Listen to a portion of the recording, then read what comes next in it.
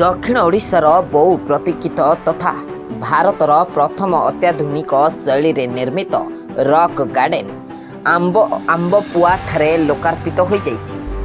एही लोकार्पित कार्यक्रम रे मान्यवर ब्रह्मपुर सांसद श्रीयुक्त चंद्रशेखर साहू, मान्यवर ब्रह्मपुर विधायक तथा जिला योजना बोर्ड अध्यक्ष श्री विक्रम कुमार पंडा, मेयर श्रीमती संघमित्रा दलई, उपमेयर श्री ई विवेक रेड्डी, राज्य योजना बोर्ड सदस्य श्रीयुक्त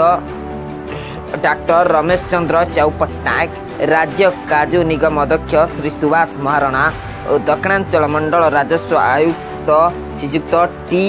आईओ और दक्षिणांचल आईजी श्रीयुक्त सत्यव्रत भोई, गंजाम जिलापाल श्रीयुक्त दिव्यज्योति परिड़ा,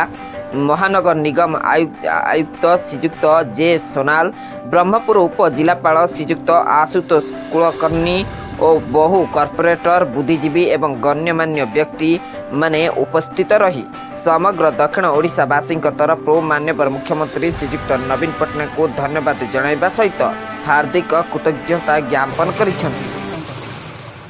माननीय मुख्यमंत्री नवीन पट्टनायक धन्यवाद देवी दूरदृष्टि को आज ओडिशा सब क्षेत्र में उन्नति से आज गोपालपुर और ब्रह्मपुर निर्वाचन मंडल गुरुत्व आज सारा भारत वर्ष बढ़ी कारण भारत वर्ष में चंडीगढ़ गोटे रॉक गार्डन थिला एवं ताहाको आहरी उन्नत मानक एवं आहरी सुंदर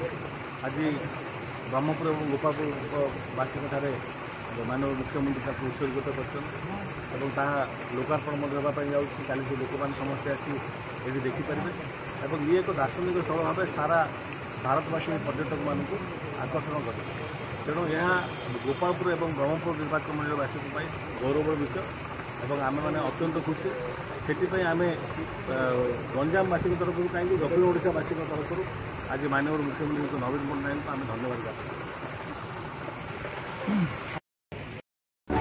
गंजाम जिलारो संदेश कुमार साहू का रिपोर्ट, वज्र शपथ।